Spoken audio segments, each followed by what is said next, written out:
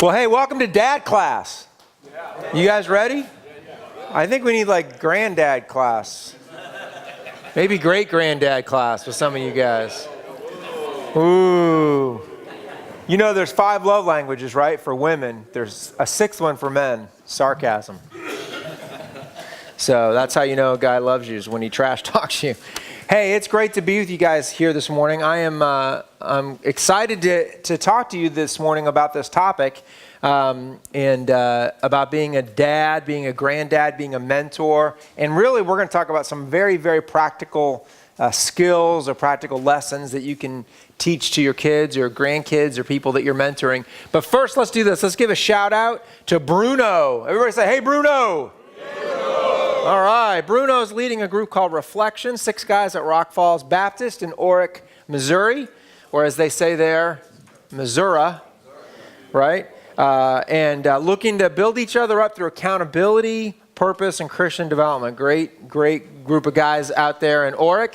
And if you're watching this online and you have never had a shout out from us, we would love to give you a shout out. So email Patrick Morley at maninthemirror.org. and let us know about your group, how many guys are in your group, when you meet, who's in charge, so we can yell out, hey, Bruno. That was horrible. Let's try that again. Hey, Bruno. So we'll shout out your name and your group. So let's give these guys a round of applause for joining us.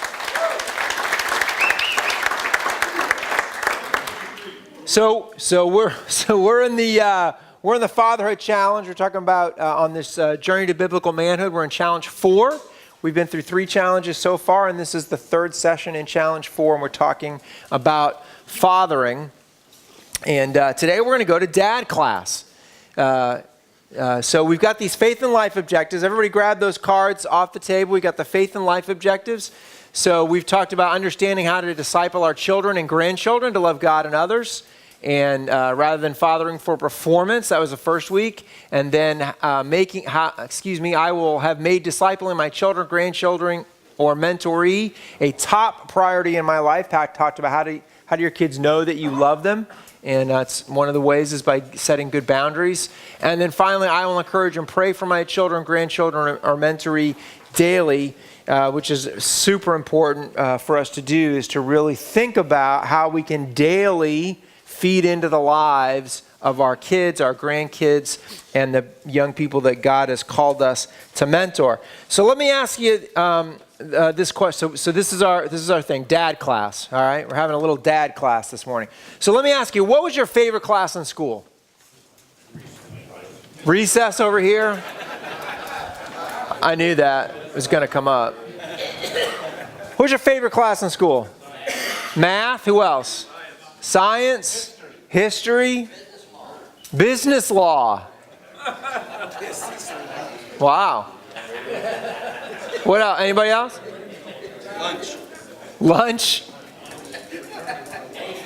Dating. That was not a class, McCurdy. Well, you know, I think my favorite class, this is gonna sound a little geeky, all right? My favorite class was Latin. Now, Latin. Yeah, I wish, I don't know if they caught that on the tape, but if you could hear that Latin over the whole side of the room over here went Latin, like, yeah, Latin. Now, I did not like Latin that much. I'm just going to be honest. I didn't like Latin. What I loved was my Latin class. All right. Now, why do you think I love my Latin class? What was it? The teacher. Right. I loved Latin because of the teacher. Somebody said the girls. It was Latin class, guys. Not a lot of pretty girls took Latin, okay? But the teacher was Dr. Five-Ash. That was his name, Dr. Five-Ash. I had them all. I had 10th, 11th, 12th grade. I had Latin with Dr. Five-Ash, all right? I had to take it the first year to do a language requirement, and I was sick of French, right? And so I took Latin with Dr. Five-Ash. And Dr. Five-Ash made Latin come alive, you know? And so I loved going to Latin class because of my teacher. And so let me ask you this. How many mathematicians are there in the room? There's 4 mathematicians in the room. How many of you had to take math in school? How many of you? How many of you just aren't going to raise your hand no matter what I ask? Seriously, how many of you had to take math in school? Everybody had to take math in school, right? And there's 4 math guys in the room. There's 4 mathematicians in the room. Why in the world would you all have to take math? Now let me ask you this. How many dads are there in the room? Yeah, how was your dad class? Did you have dad class in school? So there's 4 guys that are here are mathematicians. Everybody had to take math. Everybody becomes a dad, just about. And they never give us dad class. How dumb is that? That they never do even some basic teaching to our kids about what it means to be a good dad, what it means to be a good mentor to somebody else. And so this is why I think having dad class is so important. So we're going to talk about today, we're going to talk about a couple of practical things. So the first thing we're going to talk about is sort of some framework ideas about serpents and doves, master and apprentice. And then we're going to talk about 3 skills. I'll fill those in as we go, but we're going to talk about 3 skills. So I want you to notice that in your outline, it's probably a little bit different. You're going to have to add a couple of circles to your outline if you're using the handout that we normally use. So we're going to talk about serpents and doves, masters and apprentices, and then we're going to talk about some practical skills this morning. So let's talk about what you need to teach your kids, how to teach them. How many of you have heard of the book Rich Dad, Poor Dad? It's a book by Richard, it's spelled like Kawasaki, but I think it's pronounced Kiyosaki. Kiyosaki, yeah. Richard Kiyosaki, and he wrote this great book called Rich Dad, Poor Dad. And the point of the book was this. He and his friend, his best friend, both had really good dads, okay? His friend's dad, however, he learned from his friend's dad how to manage money correctly, what sort of the meaning of money was, a wise way to deal with money. And from his own dad, he didn't learn that. Now, here's the funny thing. His own dad had a great paying job and loved his son very much. All right? But that wasn't enough in this area of money anyway. It wasn't enough for him to learn the things he needed to learn in order to be a successful adult when it came to managing his money. From that, he had to learn from this other dad. And so there's practical things that we need to teach our kids. This is just one example. There's practical things that we need to teach our kids, that we teach our grandkids, that we can mentor younger men in, that go sort of beyond the emotional stuff, the love stuff. That's great. I'm not discounting that at all. That's the foundation for it all. But at some point, we need to get practical. We need to give our kids real skills that will help them get along in the world. Jesus talked about being wise as serpents and innocent as doves. Now, I want you to understand that those 2 things were not opposite from each other. Okay? They're actually 2 separate things. We see serpents and doves, and so we think, well, they must be opposite things. It's not opposite at all. Wise as serpents is just the idea of being opportunistic, of being aware, of having wisdom in the world. Why? Because right before that he said, I'm sending you out like sheep among wolves. And we're sending our kids out in the world as Christian kids, and they are like sheep among wolves. It is a dangerous world for our kids. And so you need to be as wise as serpents when you walk into the world. But we also need to make sure that our kids aren't cynical. And so when he says as innocent as a dove, he means as guilt-free. Like a dove was what you brought to sacrifice because the dove represented sinlessness, right? So he's not talking innocent like naive. He's talking innocent, like guiltless. So we need to help our kids live a life of wisdom, right? But also of sinlessness. This is sort of an overarching paradigm that we need to think about when we're teaching our kids. And Hunter and Riley are over here. Hey guys, wave at me. You got to get the camera on these guys. So this is Hunter and Riley. Hunter is I'm guessing the serpent, and Riley I'm guessing is the dove. All right, in this little pairing here, and their grandpa's nodding. Yes, exactly. But you need both, right? you've got to be as wise. We got to help our kids be wise and live in a sinless way. So how do we do that? What's the best method to do that? So who here had shop? Did anybody have shop class? Did you love shop class? Yes. No. Yeah. Who didn't love shop class? Sorry. Everybody else loved shop. He probably had a crappy teacher. That's why. So we love shop class. So let me ask you this. How did your shop teacher run his class? Like, how did you learn from your shop teacher? If you had to, what's a project that you had to do in shop? Say that again? Bookshelf. Say right there. Bookshelf. A bookshelf. All right. So how did your shop teacher teach you how to build the bookshelf? He made one first. What did he do? He made it first. He made one first, right? So he probably said, today people, probably like the 22 boys and 3 girls that were in the class, right? It was shop class. We're going to make a bookshelf. He told you what you were going to do, right? Yep. And then he probably maybe even had some plans, right? So he walked you through the plans. And then, it wasn't actually probably until he did that, then he would actually get some wood out and he would make the bookshelf. And then what? Then what? You'd have to replicate what You'd have to make what he made, right? So he would give you wood, he would give you the plans, and he would have you make what he made. And then what was the last step? Grading. All right? So this brings us so this is what a shop teacher does. So think about now a master and an apprentice. Okay? A master and an apprentice. What does a master want to do? He wants to teach, right? He wants to help his apprentice master what he's already mastered. Okay?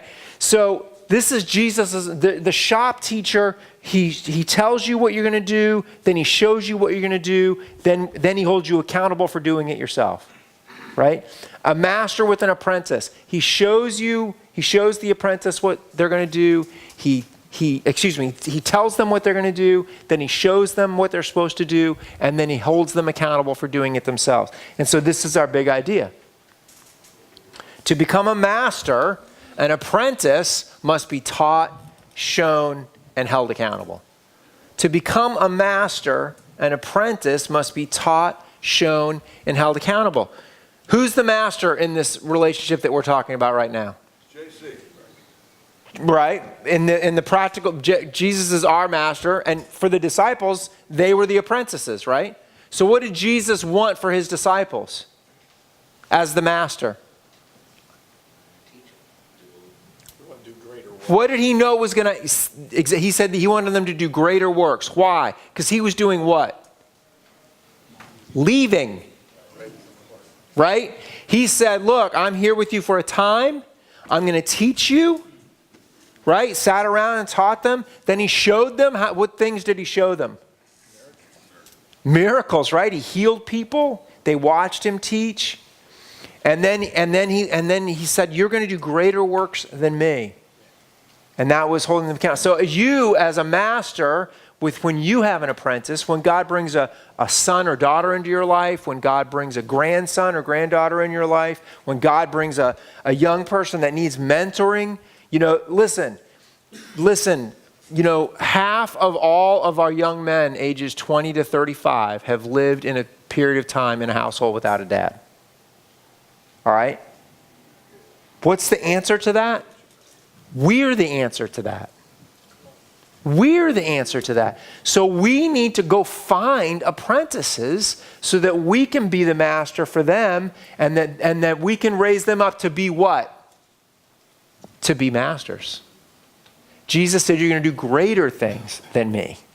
I want you to do more, even more than I did. Why did he say that? Well, there were 12 of them and one of Jesus for one thing. And Jesus had 3 years and he knew they were going to have much longer to do that. And then he knew that was going to multiply out through the generations.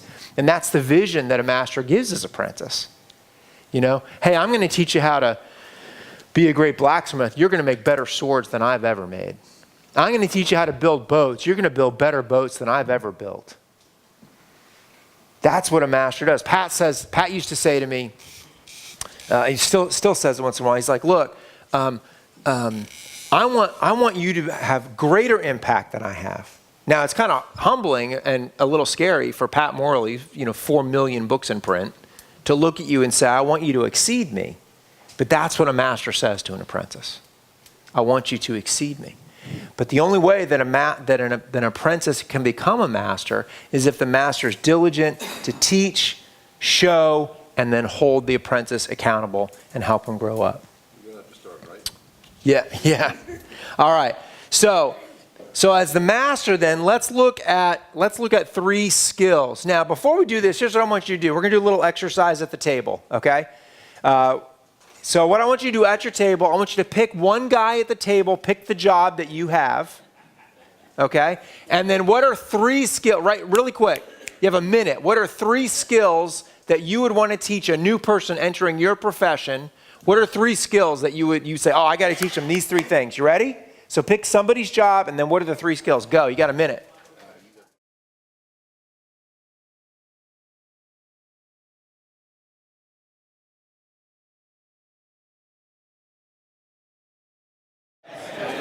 All right, here we go.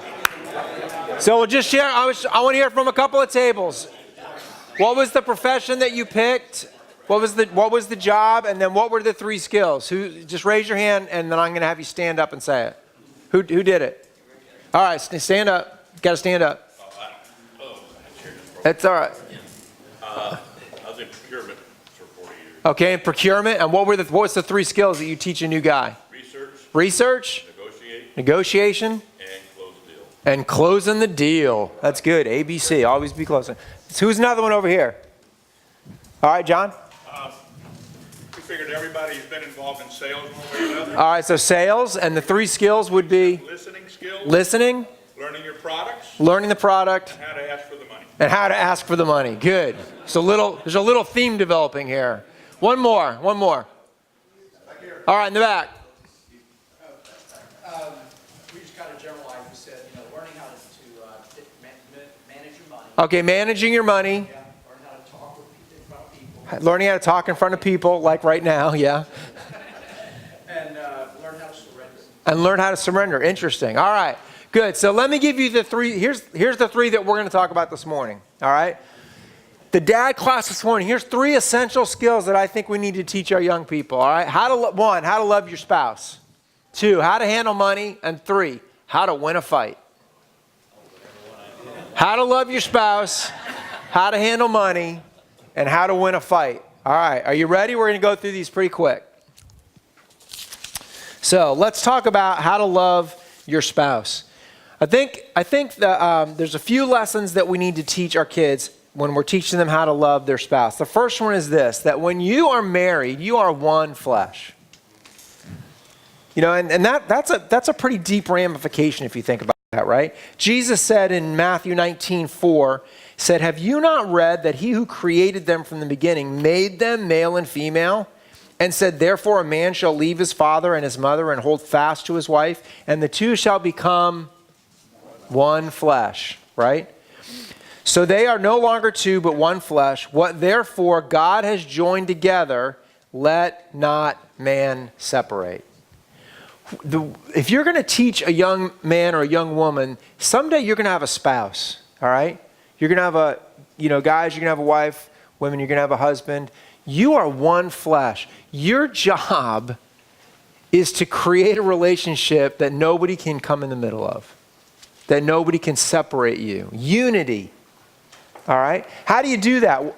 Well, one thing is you need to help each other reach your potential. Your job in your loving your spouse is not to hold your spouse back, but to help your spouse reach their potential. Look at Proverbs 31. I love this chapter. It's actually a chapter about women, about a good wife, okay? But I want you to think about this when you look at Proverbs 31. This good wife is able to do a lot of things. She's actually a very shrewd businesswoman, but she's a wife. So there's a husband who is enabling, empowering, supporting her to do this. There's nothing in this chapter about a woman like sneaking around behind her husband's back to be a successful businessman. He's in on it, right? In fact, he's trusting her for it. So look, let me give you two specific verses. Verse 11 says this: the heart of her husband trusts in her, and he will have no lack of gain. When you help a guy understand that your job with your wife is to help her reach her potential, there's a little bit of self-servingness in this, right? Because when you trust your wife and she reaches her potential, you gain, guys. How cool is that? Right? And then look at verse 25. It says her strength and dignity are her clothing, and she laughs at the time to come. How many women do you know are scared of the future?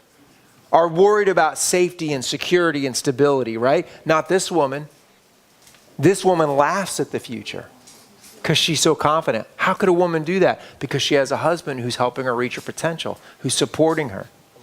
This is how we need to teach young men, and frankly, it's what we need to teach young women to expect. That your husband is there to help you reach your potential. That husbands are there to help their wives reach their potential, and vice versa, right? A wife's job is also to help her husband reach his potential, so that she can feel good about the future. And then finally, we've got to teach our kids to love sacrificially. To love sacrificially. We love to start at Ephesians 5:25, but let's go up a couple verses and let me tell you what loving sacrificially looks like, because it looks differently for men and women. All right? Ephesians 5:22. Wives, anybody a wife in here? All right, so this verse isn't for you, it's for them. All right? Wives, submit to your own husbands as to the Lord. For the husband is the head of the wife, even as Christ is head of the church. Now, I know a lot of people don't like it when you do this, but I'm going to get into the Greek here really quick, okay? The husband is the head of the wife. This is a word that means leader, not Lord, not... Lord actually wouldn't be a terrible word if we would have the concept correct, but we don't have the concept correct. But it means leader. So what's a leader do in a battle? Yeah, he's in front. Right? He's at the head of the charge. He's the first one to be in danger. Okay? Of the wife, even as Christ is the head of the church, and this head is a different word. This word means source. Okay? Source of life. We need to teach our guys that your job one of your jobs in your marriage is to be the source of life in your marriage. Not to be the source of frustration, not to be the source of disappointment, not to be the source of life in your marriage. It's a huge responsibility to love sacrificially. Now, as the church submits to Christ, so also wives should submit in everything to their husbands. Husbands, love your wives as Christ loved the church and gave himself up for her. So here's the thing. Loving sacrificially in a marriage for a wife means submitting. Okay? And submitting does not mean subservience. That's a different word. Submitting just means accepting that we're going to play different roles. Jesus submits to the will of the Father. I don't think it's too much to ask a wife to imitate Christ. Right? Jesus submits to the will of the Father, and the Father gives him the responsibility of judging the world. Submissiveness is not subservience, it's just understanding your role, okay? But for husbands, we're supposed to be willing to die. Jesus died for the church. That's what it means for a man to love sacrificially. Are we teaching our young men this? Are you willing to die? And physical death, frankly, the easiest kind of death there is. But letting your own requirement to take care of yourself die, to put yourself first, dying to self, that's what that dying to self means. That's a lot harder. I mean, any of us would push our wife out of the way or push our kids out of the way if a car was coming and let the car hit us instead. We'd step in front of a bullet. But saying no to that night out with the guys when your kid has a performance that you really should be at, or your wife really needs you to help her out with a project and you put your own needs in front of hers, that's hard. But that's dying. So we need to teach our kids, this is how you love your spouse. That's the first skill that we need to teach. The second skill is this: how to handle money. How to handle money. Now, my daughter I have a 22-year-old daughter. She just graduated from college. She has two things: a degree, they both begin with D, and debt. A degree and debt. Now, we helped. I gave both my kids a specific amount of money. I said, this should get you through a state school.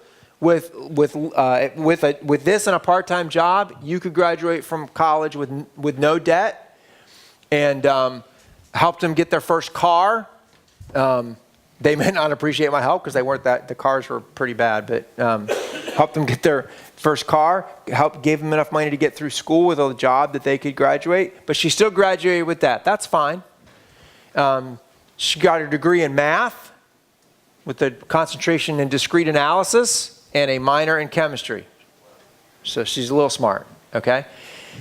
So my daughter with a degree in math, minor in discrete analysis, major in discrete analysis, minor in chemistry, looks at me just a week or two ago, and she said, Dad, I just sat down and looked at everything that I owe for school, looking at my earning potential right now. Why didn't anyone tell me?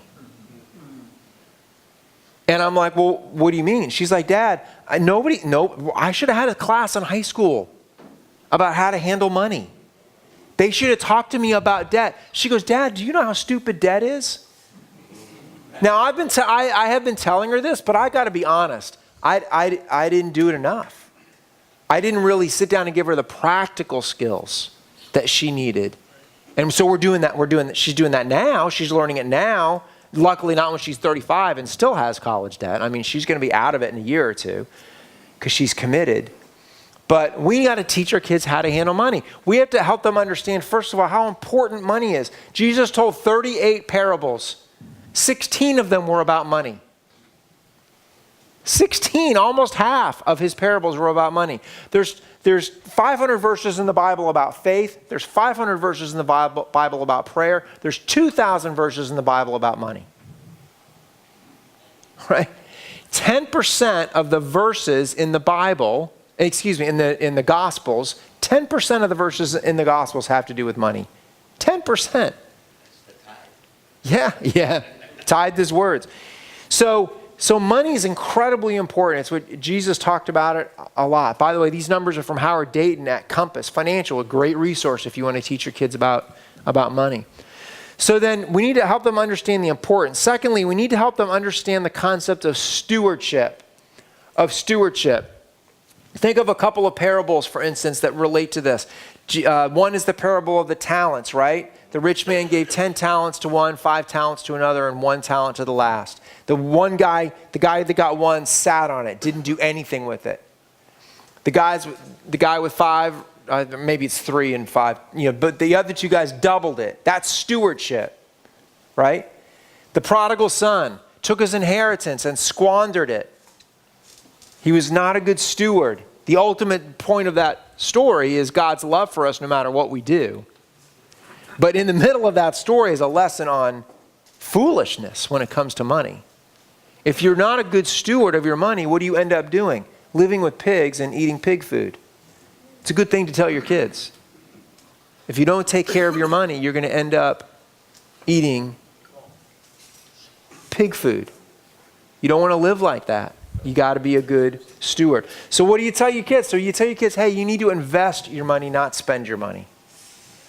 Every dollar, I've told my kids this a little bit, and I'm telling them even more now. Like every dollar you spend, is this an investment or is this an expenditure?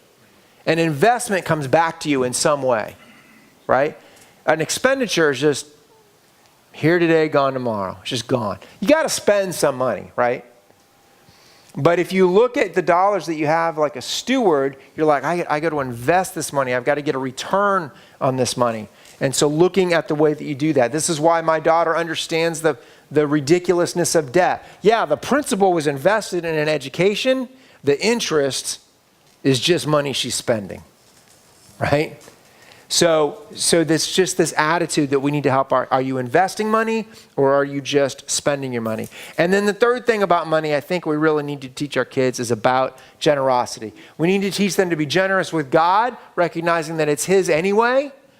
So giving back to God, obviously, a tithe and offerings above our tithe. We need to teach them to be generous to others. How do you teach kids to be generous to others? You show them that by doing it yourself. And then finally, we need to teach them even to be generous to their family, which means in many cases saving for the future. The best way we can be generous with our family after we give them the time that they need is to save money for the future so that if something happens to us in particular, or just we get to an older age for our wives, that we can enjoy life, we can have the life that God made for us. All right? All right, then last thing we need to teach them to do is we need to teach them how to win a fight.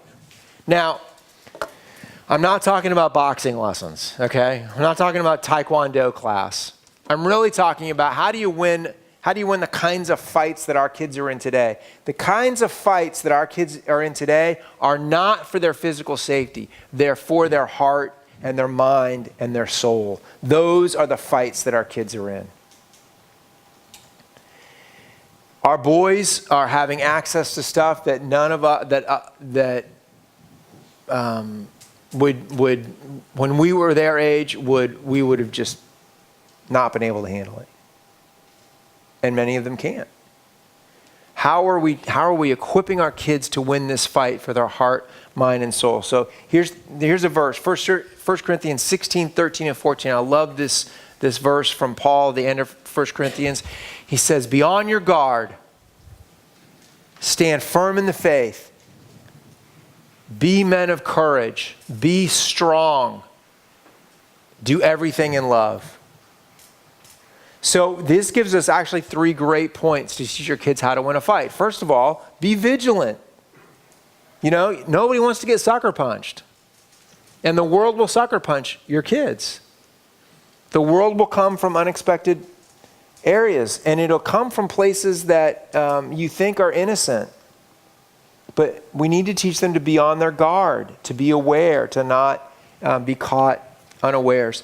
Then how do you do that? How do you fight? How do you be ready for a fight? Well, first of all, you need to know what you believe. You need to live a life of courage. In fact, the phrase "be men of courage," you could translate that phrase "act like men."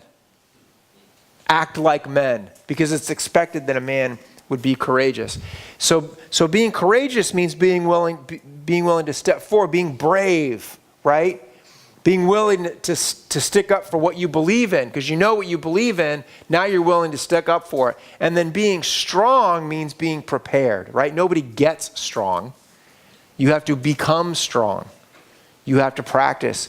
And so being full of faith and courage and strength is a great way to win a fight. And then finally, he says, do everything in love. And so this is sort of the encompassing part of winning a fight. The point of winning a fight isn't to destroy the other person. The point of winning a fight is to build God's kingdom. The point of winning a fight is to bring God glory. The point of winning a fight is to be a testimony for the truth of Christ's death and resurrection. That's the point of winning a fight. You have to do it in love, not in anger, not in self-righteousness, right? We're going to do it in love.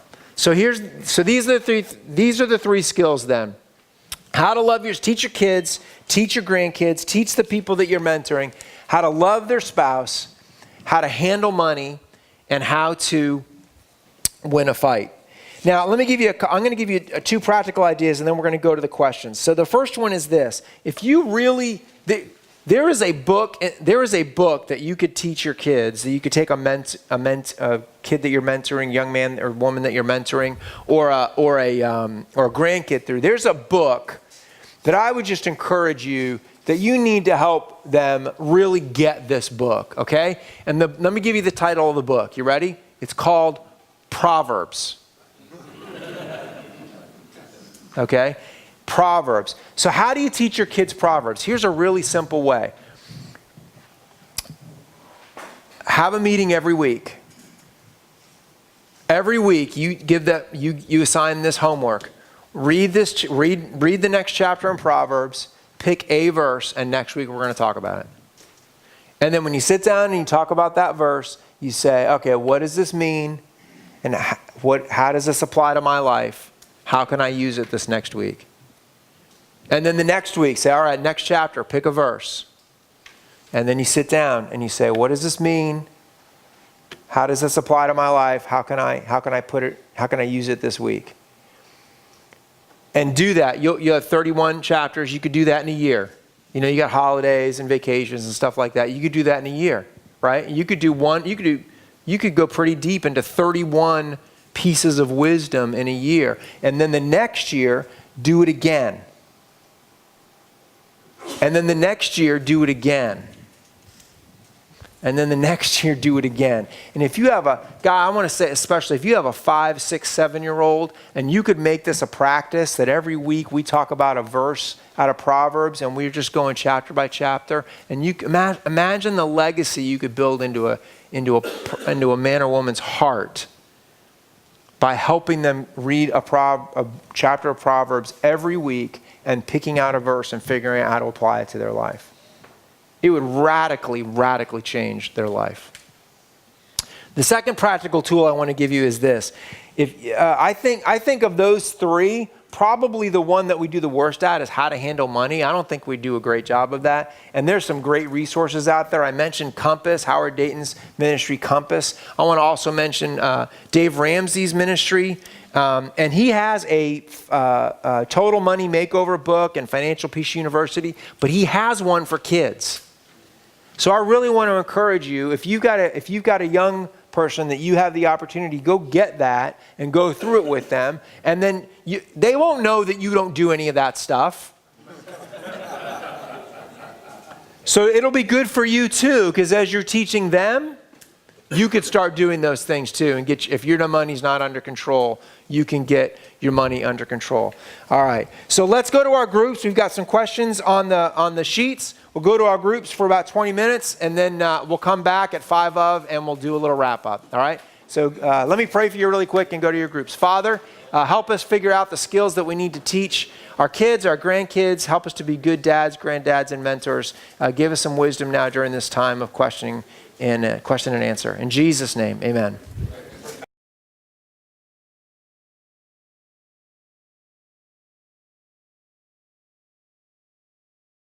So how many of you think you did a good job teaching your kids how to win a fight the way that we talked about it? Anyone? Does this make sense to teach your kid how to win a fight with those 5? Vigilance, faith, courage, strength, love? Vigilance, faith, courage, strength, love. Good things. Well, guys, look, none of us wants our kids to fail. All right? You can use these skills and you can teach them these lessons, but you can do it from 2 points of view. There's not a secular person who doesn't believe in God that would disagree really with anything that we said today. Okay? So this has been very practical, but there's one thing you cannot leave out, and that's the gospel. You cannot leave out that in the end, what ultimately makes us able to love our spouse well, what ultimately makes us able to manage our money in a way that has greater impact than you would expect, that what makes us able to win a fight in love, the only reason those things are possible is because Christ died for us and takes away our unrighteousness, makes it possible for us to be righteous, rose again from the dead, cleanses us from sin. If that's not the undercurrent of everything you're teaching, well, this is just a good moral philosophy, right? So I really want to encourage you, drench these things with the gospel. Drench these things with the gospel. You want to be a master builder, right? You want to be a master builder, and you want to have an apprentice, and you want your apprentice to become a master. And to become a master, an apprentice, he's got to be taught, he's got to be shown, he's got to be held accountable. Watch them, walk with them as they become the master. Let's pray. Father, as we go out into the rest of this week, Lord, and into our world, I pray, Father, that you would inspire us to be the dads, the grandfathers, the mentors that we're called to be. Lord, help us to make a difference in people's lives, people who are not as far along on the journey as we are, whether they're our kids or someone else's. Lord, help us to teach them how to love their spouse well, how to manage money according to biblical principles, and how to win a fight with love and not with hate. And Lord, bless these guys. We are walking back out into a world like sheep among wolves, Lord. So make us wise, Lord, and help us to live sinless lives. In Jesus' name we pray. Amen. Bye, guys. I love you. Have a great week.